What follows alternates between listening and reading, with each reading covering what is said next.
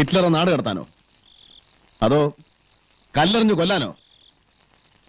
എല്ലാവരും കൂടെ എന്നെ ഇങ്ങനെ ശിക്ഷിക്കാൻ മാത്രം ഞാൻ എന്ത് തെറ്റാ ചെയ്തത്?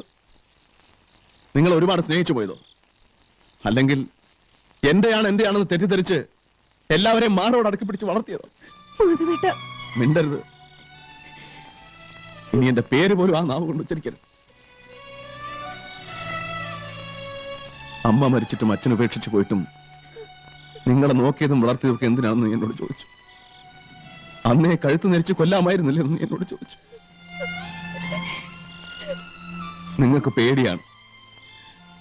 ഈ ഏട്ടനെ കാണുന്നത് പോലും നിങ്ങൾക്ക് പേടിയാണ് അല്ലേ? എന്റെ മരണം ഒരു നിമിഷത്തേക്കെങ്കിലും നിങ്ങൾ എല്ലാവരും ആഗ്രഹിച്ചില്ലേ? നീ പോലും ആഗ്രഹിച്ചില്ല.